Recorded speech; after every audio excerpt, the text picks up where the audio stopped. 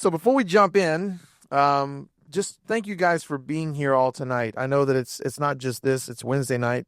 Hopefully this is something that you put on your calendar and you're here every Wednesday night. John Vaught is going to be teaching for the next several weeks. And I was told to tell you that if you don't come next Wednesday, he will take it as a personal offense. So, but tonight, we want to just walk through this building program. If you have been here for more than 5 years, more than that, as the number keeps going up, we have talked about this for a long time. This has been a very long journey. It has been something that has been sporadic, planned, but also sometimes not our best moments of being transparent as we dealt with COVID and everything went paused. And so we've tried to come at this from a different angle. And part of that is our vision. So 2 years ago, several who were in this room were part of a vision team, and we were working on our vision and where we are going as a church. There's always this discrepancy between mission and vision. And, my mom's like, why do you need that for a church? I'm like, well, Mom, our mission is something that God gave us. It's non-negotiable. Jesus said, go and make disciples. We say, boldly show Jesus, love God and love others because God first loved us. But our vision is how we're getting there. So that's where we want to be, is we want to make disciples. How do we do that? How do we go about making disciples in our church? The steps, the pathway. What are we, the journey of this picture the picture of the journey that we're on together. And so we worked on this vision while the building project was really paused, because we knew that the vision needed to drive anything that we're doing as a church, including a building project. In the past, when this had been talked about, there were moments when it seemed almost like the building project was driving the vision. And we called it vision forward. It wasn't meant to be that. It was meant to be, hey, we're moving forward in our vision. But at times it felt like we're doing this building project to help us move our vision forward, rather than this is where we want to go and here's how we're going to get there. So that's the heartbeat behind everything that we do. Our 2030 vision that we worked on, and you can find that on the kiosk downstairs or on our website, was here's where we want to be by 2030. But it all started out with this sentence: we will reflect God's heart in our communities. Now, in the past, it was something like that, but we're a part of multiple communities everywhere. We don't want to, I mean, it was like, we will be God's heart. And we're like, well, that's pretty presumptuous of us. We are going to be God's heart. But what if we reflect God's heart? We can do that a lot better. And so everything that we do and that we're talking about tonight is driven by that idea. We talked about that we want to be a welcoming haven for everyone. We want to use our unique location and our resources for spiritual impact. And that's where the building project comes into play here. And that's why it matters. So why are we doing a building project? I think that's the question that we've been that people have asked for a while, because sometimes we jump right to pipes and wires without talking about the why. So there are some things, our facility, that you're standing in a part of the facility that is part of the oldest part of the building. If you were to walk down that wing here and downstairs, that's the oldest part of the building. Our facility hasn't had any significant additions since the 90s, when what we sit in on Sunday morning was added. And then if you were around in 2019, it got a refresh. It got no more pews. We got chairs and we got rid of the carpet. And if you want to see what those colors are like, I have pictures, and it was an upgrade. Trust me, it was an upgrade. But there were people that had the foresight to be able to say, hey, our building is at capacity. 50 years ago, a group of people came from various churches, Springfield, and they came here and started a church, and they built this building. And Ozella Cox would tell you, it was just so fun. People came and they painted, and it was just, you loved being together. Brian Bosley's dad was one of the founders of this church. Or Christ is the foundation, but you know what I mean. And we've been blessed by the foresight of those people to do the work and to the campaign that took to build that worship center. And so our space, though, is beginning to show its age. Our air conditioning systems, you've heard a lot about them, but they are since the 90s. I mean, that's how old they are. The one that's by the worship center over there, if that thing goes out, we're like, oh, it's 15,000. No, it's much higher than that. What do we do if those things happen? Some of our building, we have electrical issues. We've talked about that in the past, but what we want to see is we're going about is about blessing our next generation the way that the previous generation blessed all of us. It's about what does Fairfax look like for the next 50 years. And it's about creating space for new opportunities. We want a renewed and flexible ministry space that works for both Sundays and weekdays, not just for when we gather here on Sunday morning, but something that's usable all the time. We want a refreshed, functional design that feels welcoming and mission-focused. We want there's some work that needs to be done in the lobby. I don't know if you've looked at the floors. Don't look at the ceilings. It's, are those things welcoming to people who come into our place? We've talked about this a lot, but an early learning center, the possibility of having something that can have about 200 kids come into our facility where we have an opportunity to not only reach them, but also to reach their families.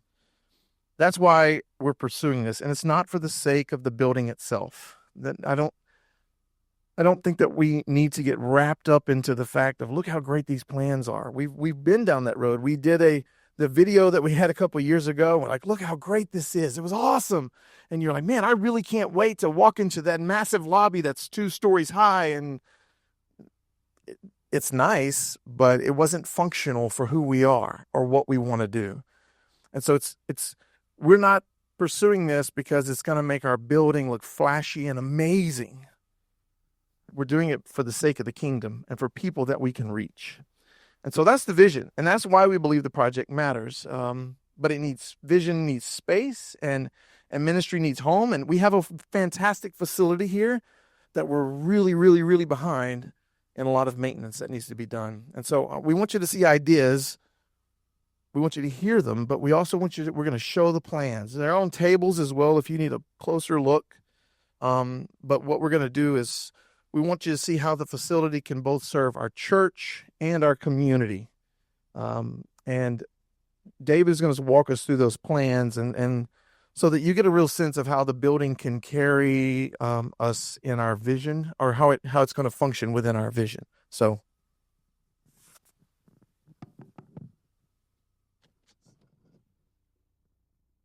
Do I need to? How about running the slides? Okay. So we're going to show, and again, if the screen's this big, we're trying to show what we can about the building to you right now. We do 3 different tables. I just have to, like I'm in a concert. Okay. There are 3 separate tables that you can then go and play around with, and I won't take any offense if while we're talking you go and look at them. That's what they're intended for. All 3 of the tables have the 2 floor plans, and 2 of the tables, the far one in the corner and this one, have some images of vantage points of the building, like the way the architects are designing the building is in some 3D design. Amy, what's it called? You know what it's? Revit. Doesn't mean anything to all of us, but it's a 3D design. And what they can do is they can go to position themselves at one spot and take a picture, and then you can see it. But it's stick figure, it's black and white, but you'll be able to get some sense of it. And then one thing that we'll also do is show a buildup of the cost of the building, so you understand that we have to do something, and what is that we have to do, and then what can we do. I think we said for a couple of years, there's no do nothing option. We have to do something, and how do we do it? And then also aspect of getting to the additional building, the space that would accommodate a school, is a way to have the building be used all the time for God's service. Okay. Which one do you want to go first? Sure. Can anybody see this? All right. How about if can everybody see? Okay. All right. So if we start with the auditorium, the biggest single change where we were doing actual building instead of renovation is to tear down the room behind the auditorium and make a 2-story place that's either 2,000 or 3,000 square feet. It's 2 stories. And the intention behind that is to add storage for all the chairs. Whenever we have an event that is not a worship event and we need the chairs out of the way, it's very hard to possible for us to move all the chairs out. I think we've done it once or twice. This better. I don't do this for a living. So the idea would be to have, when we need to, we can quickly move all the chairs and all tables that we might have in the storage area, and then we have a 7,000 square foot open space. And then there's a second story, which the architects call mezzanine because it's a little shorter than a normal height, but it's a second floor essentially, where we will have restrooms and laundry, or we'll have the restrooms and laundry downstairs. We'll figure it out, but the idea is to be whatever we can do to get all the chairs and tables when we need to out of the auditorium so we can use that 7,000 square foot for another purpose if it doesn't involve all the chairs. And we'll talk about it later. That and the rest of the auditorium is the single biggest element of expense because it's actual new building. But if you move, the other big change that you'll see is besides every surface being refreshed, the foyer will look different. The hallways will look different. I think they're talking about putting overlays of the cinder block of drywall.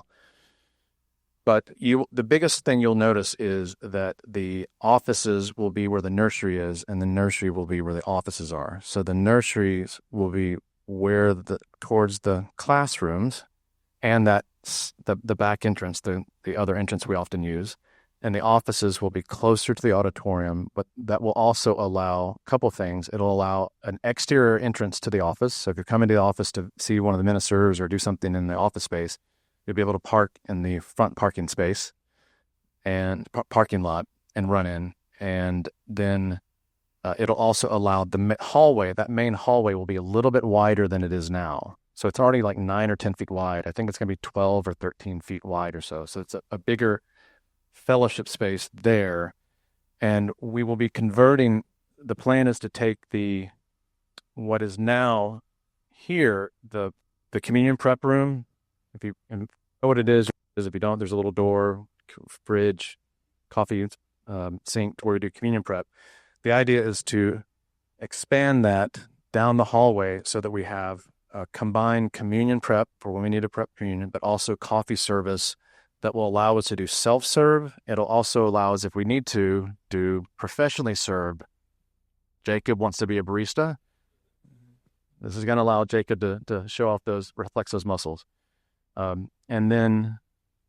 so those are the biggest changes on the first floor. What you'll notice when you come to the second floor, the teen room. Oh, the teen room. Yes.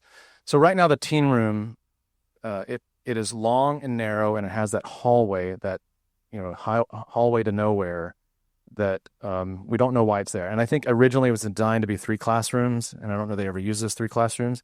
The idea is to take that wall out so the room becomes deeper, and it's less, the length of it that goes down this hallway will take some space back and add a family restroom and add additional storage for the teen space. So it'll be the same amount or greater space.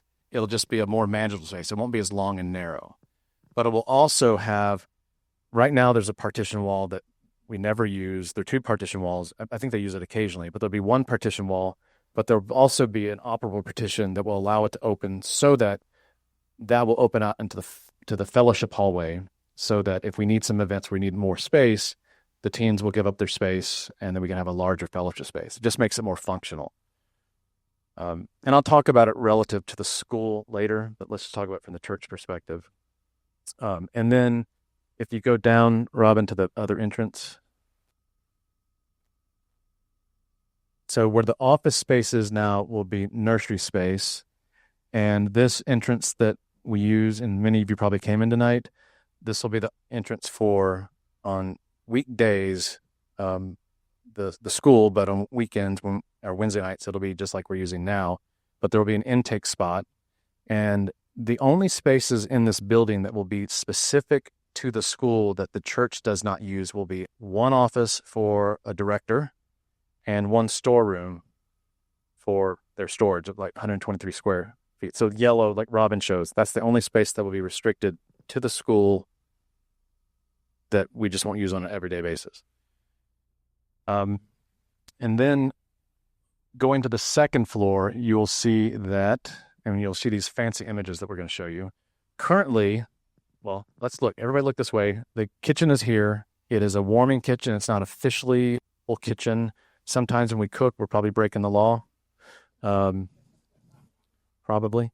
But don't worry, we don't have a sprinkler system. So if it goes down, it's going to go down magnificently. And then, which Joel, by the way, is a lawyer. I think you advocating for no sprinkler system, right? So that we can. So Lainey married Tyler, and his father is an elder at a church. Their church burned down. I think I may have told a few of this. It burned down. Insurance paid for all of it. Their whole rebuild, which is bigger than our building, was $6 million. Oklahoma. But he did offer to pray for us for a fire. Twice. Okay. So the big change will be moving. The kitchen is here right now. And we're going to keep the kitchen, but we're going to move it to this side. The kitchen will be larger. It will be full. Why are we keeping it upstairs, and why are we moving it over here? And the last designs that we had where the kitchen was being moved downstairs and we're having the fellowship space downstairs. The problem with that is that the reason we want to have a big fellowship space, a kitchen, and the auditorium was to be able to have two independent events at a time. If we had a big event in the auditorium, the foyer space or the fellowship space would always be kind of like the foyer space for the auditorium. You can't make it separate. By keeping the fellowship space up here, we can have two discrete activities at one time, if they're fellowship activities. And by putting the kitchen here, it will be closer to this fellowship space and to the auditorium. So the aperture will be bigger to pass food through. The kitchen will be bigger, but it will be closer to the stairs and the elevators. And also, my favorite thing about this build, besides the soft serve ice cream machine that Carmen wants to get, I'm supposed to do that, is a dumbwaiter that will drop food down into the auditorium. So right now, we're in the coffee service area and the bread area on this side of the auditorium. There's that little alcove. The classroom fits right over it. There's a perfect place to drop it down. So it'll be fantastic if we do that. We're also in this, so these are two classrooms. It'll be one classroom, the sauna room as we call it. We will also add coffee service here for the adult classes that we don't have currently. And the room that is the fixed prayer room right now, we will move the prayer room. But the idea is we're going to add storage. We need to add some storage upstairs because while this is fellowship space now and it'll be classroom space, the idea throughout the week is that if people need to use one to 8 spaces would be to make it so that we can have storage that allows the rooms to be converted for whatever purpose it is. So we've talked to Safe Harbor, a counseling service, early on with the last build. They may want to use it for counseling space. Well, we need to have a space where we have couches and chairs that we can convert the room for when they need it. Robin has talked about he'd love to teach a class where it's couches and chairs. Why not have couches and chairs and we can configure it?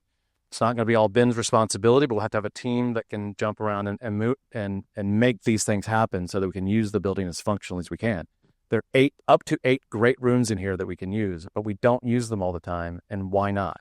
I like to think about the use of space, not what is this room designed for, but what is it designed for and being used at this point in time, at the next point in time. We have so much unused capacity and capability of the building that by doing that, it'll allow for it. We're going to have, instead of one little door, we're going to have double doors so that we open it up easily. We can get stuff in and out and move it easily and quickly. Now, if you know where the deaf room is, where they have classes, we've talked about. David's kind of interested in where the kitchen is now, one of these fan-shaped rooms, right? Because it may be better for sign language. So we're still talking through that.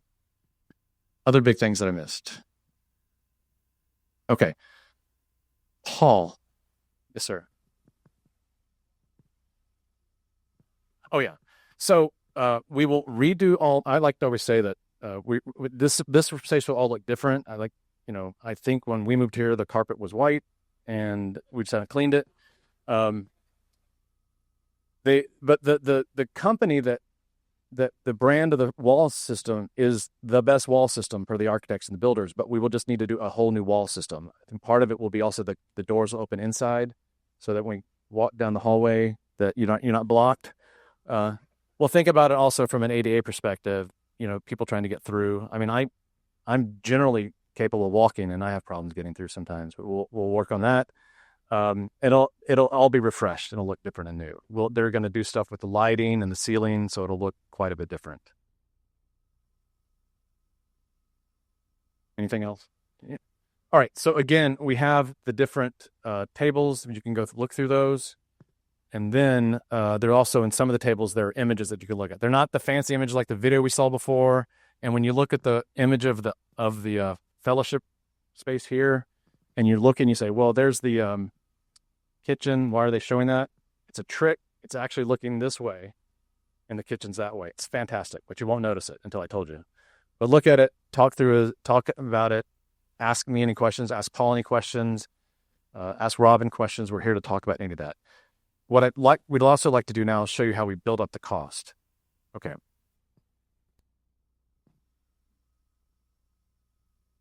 And the one thing I'll say is that the last design before we went back is we came back to the family and the build was going to be like $15 or $16 million.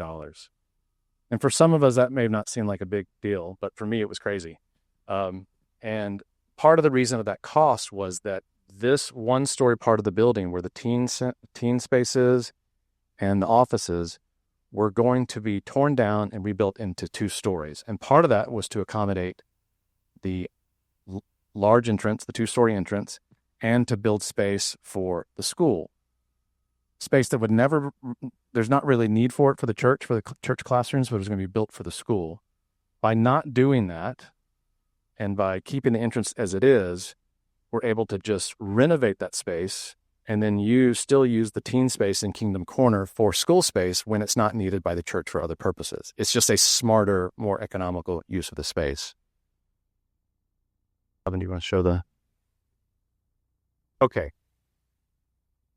So now I told you it was $15 million. Now it's $9,012,000 is the cost for the build.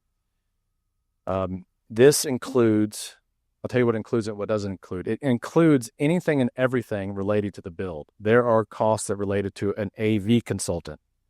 Ben will tell you we don't need that. And I think he's right, because Ben's going to want to do that. There are sign consultants. We told them put everything, the kitchen sink into it, because we don't want to be surprised by a potential cost. And so from that, then we'll start to peel things away. Marty, who led the build for Arlington Church of Christ, has looked at the list. He's on the building team and said, we don't need this, we don't need this, we don't need this. But we have them keep it in so that we know potentially what we're dealing with. It also includes contingencies. So in the $9 million, there's about $1.4 million of contingencies and escalation.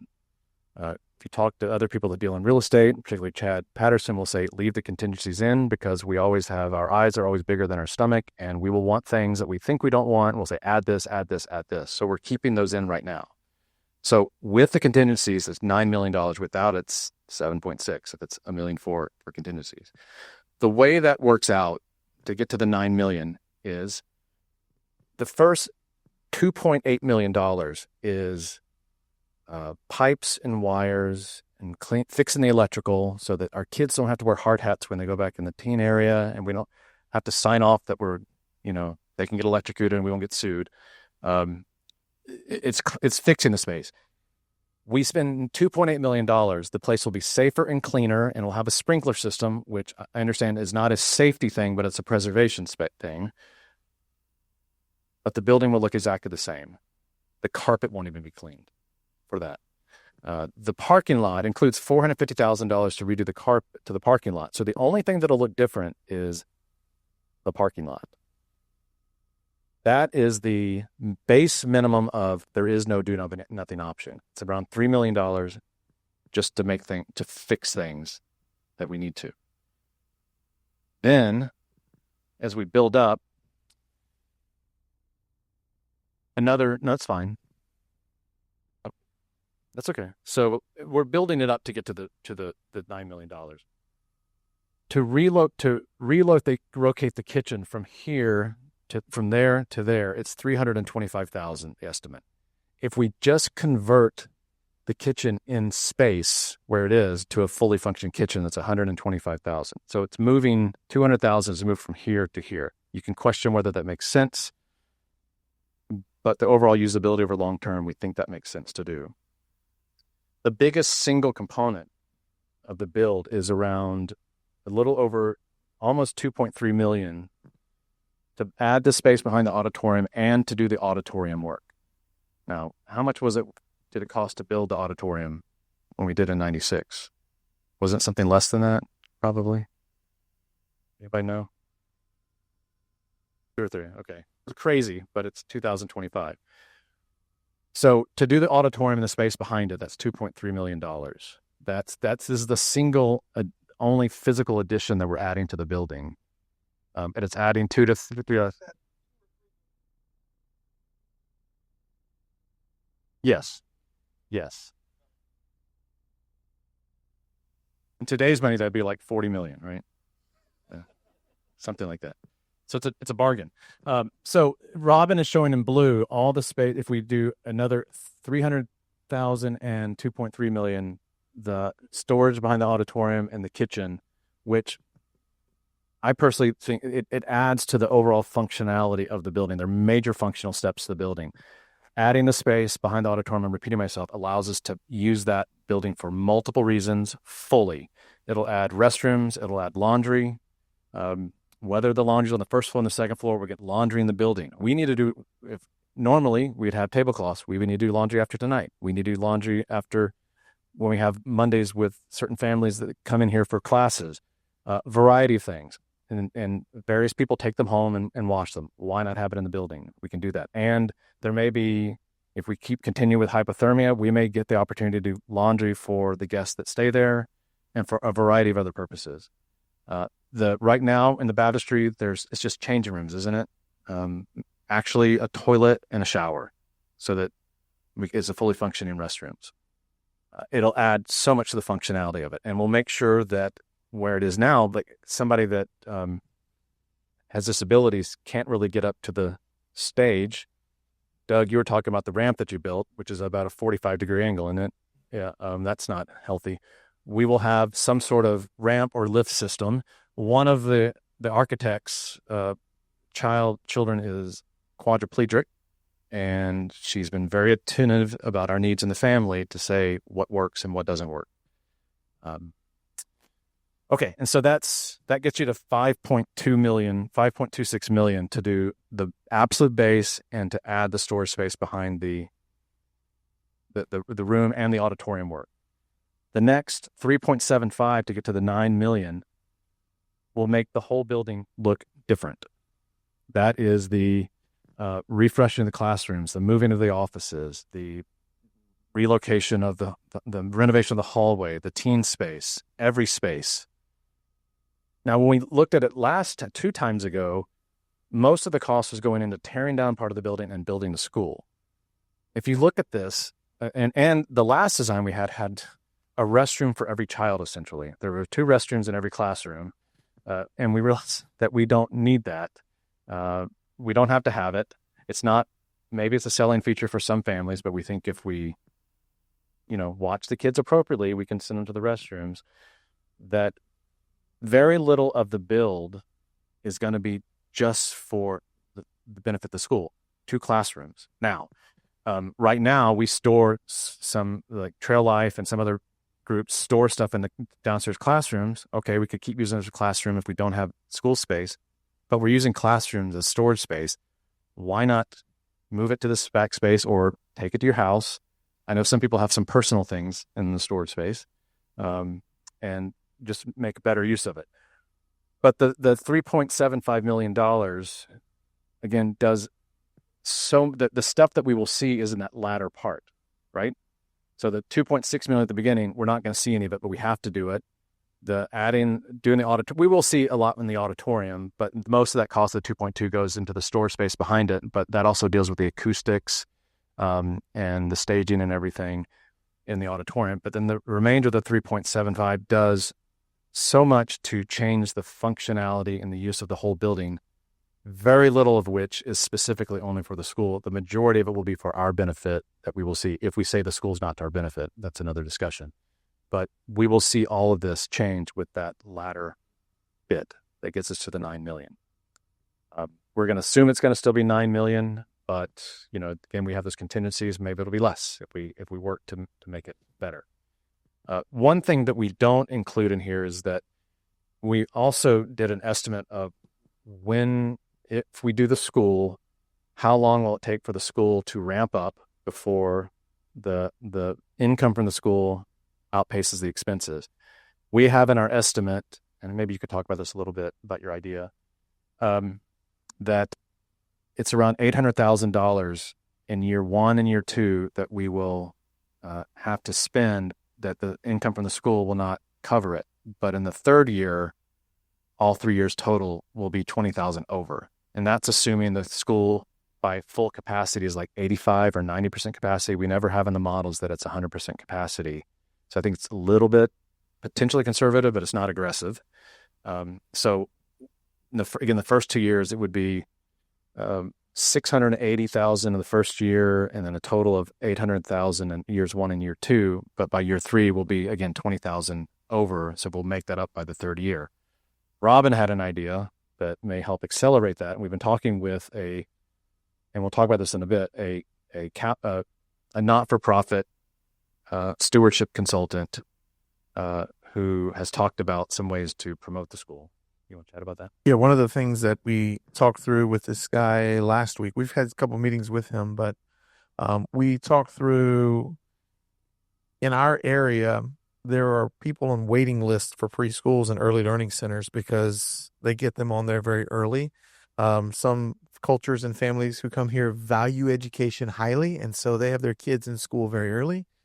And so we talked about being able to promote that at a certain year gap, 2 or 3 years before we are ready to hit go, where we can already start having those waiting lists ready to go. And then we would know, hey, we're at 80% capacity, and you can promote that. But it also gives us an opportunity to meet these families early, to start meeting them now. They're like, hey, we have a children's minister, by the way. We have Bella Bartlett. We want to introduce you to her. She's awesome.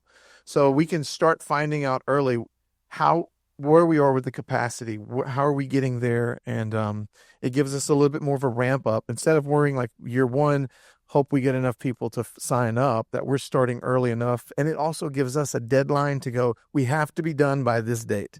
That has been the biggest question for everyone. What's the timeline like? When are we breaking ground? And part of that vision was by 2030, we have an early learning center that is at full capacity. It's 2025. And so the question now turns not to, can we afford this, but how do we afford this? And so those are the conversations that we're having now. Yeah. And Robin will start to talk about this in a minute, but and we'll ask you for questions, and we'll ask you to start thinking about things before we leave. But one of the things you could think about is, and we've done this before, but how to best use the building daily and weekly. And that's where a lot of this building came through. Before we had the refresh vision, that is a question we posed to everyone, and we got a lot of feedback. You remember we met at that point, 86% of the family, a lot of great feedback. A lot of it was used and shaped everything that we're doing here.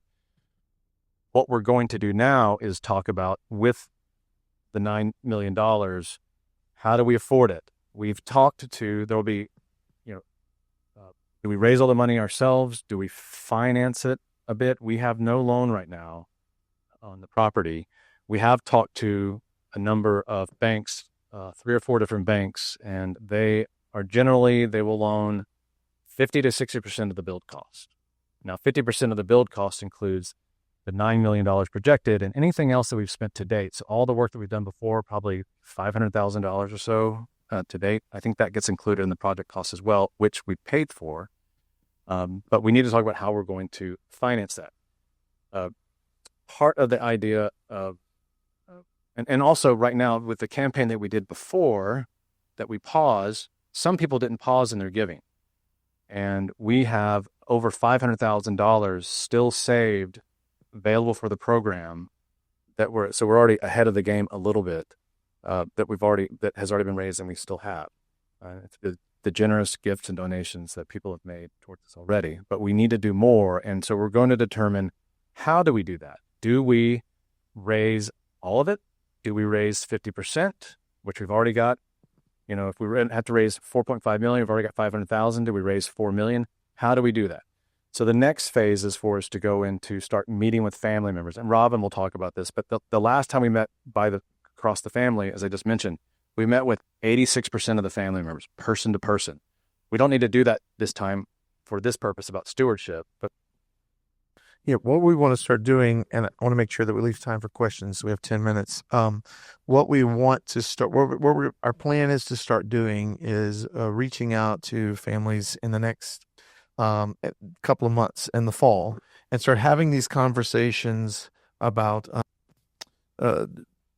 giving and finding out where are we and what can we do. And, that makes me a little nervous because first off, I'm a preacher in a church and I'm going to talk to people about money. That doesn't have movies written all over it, but this capital campaign group that we're working with will do training on that. And so some of this is conversations just going to, what does this look like for the future? And the goal would be that we start our capital campaign in the spring, so that we are launching that and going forward. Well, the meetings in the fall will be with around 20 families, starting out small and trying to say, hey, we have a certain number that we have to hit to be able to say, okay, we are in go mode.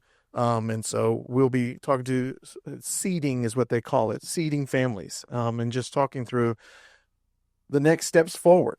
And I know that always makes us feel a little uncomfortable, but there are a lot of options that we can do with that. One of that is I just found out that if you're a certain age, you have to donate a certain amount of money every year out of your IRA or I think that's what it is. And I was like, well, what a better way to do that than with the church. So we'll have some conversations that will be coming up here in the next few months, capital campaign in the spring. Once we have reached our goal, once we know, like we have committed to where we are and the bank is good to go, then we contact our architects and we contact the builders and we say, let's go. Now there's a time period between start and when they can get machinery on the building, on the property and when they start working. But the sooner that we're ready to know that we have that money raised, the sooner we are ready to hit go mode. So I'm not a tax accountant, but I don't think with the IRAs that you have to donate. You can donate. No. Just assume you have to. That's so good. So again, the plan, we said it was suggested we reach out to 15, 20 families. We're gonna look to reach out to 15, 20 families. We're not like looking for the most important or most special. We're just trying to get a smattering of family members, probably a lot of people in this room because you're here to talk about your stewardship. We're gonna try to reach out to people, but if you want to have that conversation, and please do, and you want to talk about your ideas and how you think you could help, not about the designs right now, that's something else. But if you want to be part of that, reach out to us and say that you want to schedule a call with us. We're more than happy to do that, to schedule it with you if you want to do it, instead of us reaching to you. Yeah, and the biggest thing that that we also just want to reiterate is that I don't think that this is such a project that we're just putting it all on the shoulders of 15 to 20 people. I think it involves all of us, and we can be good stewards and just talk through what it is. Our church is very good about giving when there are needs and other things. So we'll be hitting that in the spring when we hit a capital campaign. So what we're going to be doing coming up really quickly is we're working to make sure that our committees are together, a core committee that works, an administrative committee that's been together before. I'm sorry, guys, that pillar is right in the way, isn't it? So we're going to be working on putting those teams together. That's going to include not only the administrative team. David is going to be the elder rep on there. We're trying to keep the elders in the shepherding world because, that's where we want them to be. So David will be on there, and I'll be a part of the team as well. Paul Wirt is the building guru, and other people that are working in education and communication. As you notice, we've been trying to be more verbal about this monthly. Someone told me it's just so good to hear about it every month that we're actually doing a building campaign, a building project. So, and that's part of the goal. We don't always have revelation, information to share with you, but we want to make sure that we are sharing something. So we're keeping it in the forefront of, hey, this is happening. And hopefully the goal would be that we are able to find this is Robin's pipe dream, but by 2026 we are in the building phase, we are moving, and we're seeing that progress happening, because that to me is exciting. It's 2025, and maybe that's December 2026 we hit there. I don't know, but I would love to see by 2028 we're getting ready to start talking about opening a school soon. So we'll be working on those core committees, and I'm sure you'll hear more about them. They'll be working in different areas, but our goal would be that we have people who are in our congregation and not the paid staff, and paid staff are going to be involved in things. And like Bella wants to be involved in the education part. Of course she does. She's excited about that. She has ideas. And she just started, so she'll get tired later. But we want to be able to involve people in these things. Doug Drown has talked about, talking about the building stuff, wanting to be a part of that. So we want people to be involved. But we just want you to know that things are moving in that direction. So again, just real quick dates, and we'll open up to questions. September, October, November, meeting with family members, and then the goal would be to start the capital campaign in the early spring. Again, around the rooms are floor plans. There are some images at this table and that table you can look at as you want to. If you have questions about detailed aspects of the cost, I have those. You can talk to me about it. But we're happy to take any, and Paul as well.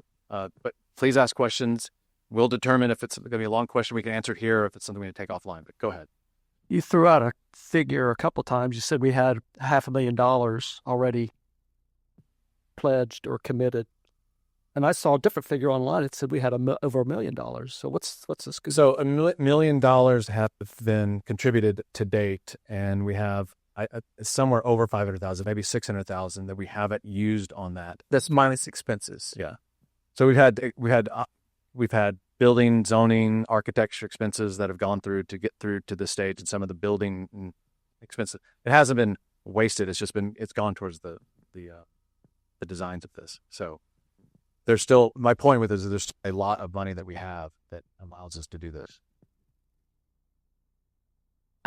The house next door, the lot next door, how does that play with the money and the future? That is a great question. These two, Paul, you can come up here too, because Paul can answer some of these questions. I think the plan is to have that in phase 2. Yeah. So we went through a large zoning exercise a couple of years ago to have that was residential property. It got zoned as church property, and we can use it. And the plan was at some point to add like a family life center and a sports center, but we need to do this first. And I think it was Steve Watkins was one who would say, let's make sure we're using this building first fully, and then we'll start to use that. So I think in 2020, when we went through some of the designs, which are 21, we looked at how we use the space and how often it's like fully used. We're not using the space to its capacity. And so let's use that, and then we'll move on to that one. But it is zoned so that we can do church-related activities with it. And if there was any building that we would all expect at some point would just randomly start turning on fire, it would be that one. But surprisingly, the rats haven't tripped anything yet. So, George, I want to publicly thank you for coming up again, because they showed up earliest for this meeting. They came last week at 6:00, and I wanted to go out and talk you through it, but I was on a phone call. But it's fantastic they showed up. It was a blessing, because we were concerned like how many people would show up for tonight, and we knew there was some excitement because people were showing up early. So thank you. I have a couple questions. First is the plan to do all the construction all at one time? Are we going to do it as a phased approach, as was demonstrated with the blue things? Second is, what is the age range of the school that you're intending to use it for? Third question is, if we do everything all at one time, how are we going to incorporate services? Okay. So let me try to, I'll forget one aspect of it, but the plan is to do it in 2 stages. That's with the builder. Now the builder is Scott Long Construction. They are specialists in building churches and educational institutions. I think I've told some people before that I have a friend that's at L.F. Jennings and asked for names of companies that do church building. He gave me 2 names and he said, "Oh, here's 2 names, but I'm going to only call one because the only one I trust." And he called them and talked to Scott Long. Scott Long is a member at Toro Anglican Church. Was it Toro Anglican Church? Toro. They understand the needs of a church. They understand it will need to be here. And so they'll arrange it. We talked about 2 or 3 phases, but I think they think that we can do it in 2 phases. They believe that while they work on the auditorium, we can be meeting the auditorium all the time. It's because most of it's the building and back. And they have, like Robin pointed out, they have 6 days to do work before we have Sunday worship. They can do work for 5 or 6 days and then clean it up before we meet on those days, Sundays. The age of the school will be preschool, kids that are potty trained to preschool for the whole day, but before and after school, we'll take kids from that youngest age up to 6th grade or the local elementary schools. So the notion would be that in the morning, we would have 200 kids that show up that are kids that are up to 6th grade and preschool children. Then school time, they will go to their school. Some will go to their school and leave space for kind of a classic preschool day, and some other kids will come in. Those kids will leave around 1 or so, and when school's over, more kids will come back in. So we're average still around 200 people at a time. Does that help? Okay. And I think that the first question kind of answered your third question, didn't it? Okay.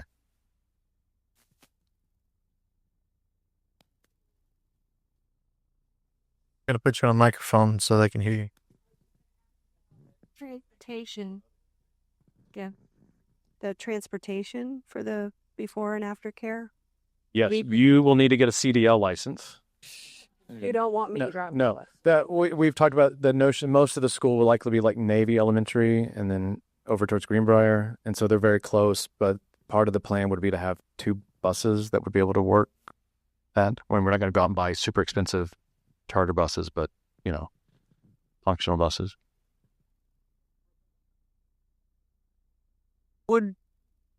In the school, would they be able to discuss religion at all? The reason that we are going to run it is so that we can run it as a Christian program. In the capital campaign guy that we're working with, he said, if you want it to be a mission, that's the only way to do it, which was kind of good validation for us to be able to do that, because we want to be able to talk about Jesus in a school that we run, that's in our building. So great question. Can you clarify the school contribution in the out years? Because the way you explained it, it wasn't quite clear to me, years 1 through 3 and the plus 20,000. But just beyond year 3, what is the school contribution to either paying down the debt or contributing to the church? The estimates that we have, and it's a setup, I know, because you guys were involved in looking at the tuition. So thank you very much. Just looking for clarification. Jason and Jen went around and looked at other schools to get price comparisons. So it's a lot of great work. It is anticipated we're fully running, and I think we're at like 85 or 90% capacity, that the school with 200 kids will contribute, after expenses, $1.2 million a year. When the building was around 15, 16 million, the debt service on that, if we had to take a loan of 8 million, would be about, the debt service would be around $1 million a year. So it's like 200,000, which was kind of uncomfortable for me personally, and Chad definitely. And Chad and I are going to look at this after the meeting tonight. If we have half the debt service will be way less, obviously. And so 1.2 million a year before we have the debt service, which should be like $500,000 a year or less. So I know that the kids are being lassoed back and they're ready to be done. And some of them, they have school tomorrow. So we want to go in and close. If you have more questions, say Antoine, last one, I'll give it to you, brother. The threshold that we need to hit before you go to the bank to get the loan, is that 50% of the total amount, or is that a different amount? It's squishy right now. They've said they're generally comfortable between loaning 50 and 60%, and the 60% or 50 and 60% is not just the $9 million, but can include everything else that we've spent to date. It's a matter of just showing that to them. And does that include pledges or like real hard liquid cash? We will need to have the money to Okay. do that, but we also working with the architects and builders to understand the timeline of when we need the money, because let's say the build takes 15 months. Most of the money is going to come in the latter half. The first part, it will be, when we say go, will be a lot of planning and design work and ordering supplies and equipment that we want to spend money on. So there will be a little bit of a timeline there. We can raise money as well. So if you have questions or questions come up, please email. You can email David, Paul, or myself. You can choose our names at fxcc.org. If you have a complaint, send them to David. Or you can go on the church center, on the I hub. was going to say, you have my cell number. Everybody, you know where I live. You're welcome to talk about it anytime. And if you don't call him, he'll call you all the time. If you're not doing something. We're going to end. We want you to be able to ask questions. I mean, this is a family conversation, and so continue to ask questions and push buttons, and that's okay. If we don't know the answer, the worst thing we can do is try to make one up. So if we don't know the answer, we're going to tell you, I don't know, but we will find out. The goal in this is to be as clear in our communication as possible, is transparent about here's where we are. And I like the question about how much funding we have. Like we can give you the breakdown of that. And as far as like from the beginning of time contributed to the Vision Forward project, I can get Angie to get that for us. She's done it before, but it's now, we need to be updated. And we can explain what those numbers are. So as we end, I just want to remind you, as we're talking about all of this, it seems really hard for us to separate sometimes a building and the money and all these things. The building is a tool. Our goal is to make the best use of the tool that we can. And so whether we do base minimum or we go all the way to the 9 million, this is a tool, and the goal is to save souls. Like, our goal is to reach people. We really believe that that this is the way to go. The plans are more us. The plans are something that are more palatable for us, and the options going forward. We don't have a do nothing option. So I want to say a prayer over us as we end tonight. And if you have questions, please email us, or you can go on the Church Center app, or, there's that little building project hub. We'll have this video there. If you're like, what did they say? Go back and rewatch it. Send in questions there as well. Let's pray. God, thank you for the people who are here, the ones who are online. I thank you for our church family. We live in a very busy world in a very busy area, and yet to be able to have time to come together, to pray, to laugh and eat, and to hear about building projects. I mean, what a luxury we have. God, I pray that you will be with all of us this week. Be with us in the plans forward. God, we pray that this is not just about us, that it's not just about this building, but that it is about reaching the lost, to make disciples. God, we need help in all of that. We need help in the funding. We trust you. And God, if this is the direction you're taking us, help us to be attuned to that. Help us to be aware of what our next steps would be. And Father, my prayer is that we can look back and we can see how you were guiding our hands and our decisions and our church family in this time. Use us now. Prepare us plant the seeds for what we will do and where we will be and the people that we will interact with, for your glory, for your kingdom, for your church. Pray this in the name of Jesus. Amen. All right. Don't forget to get your kids.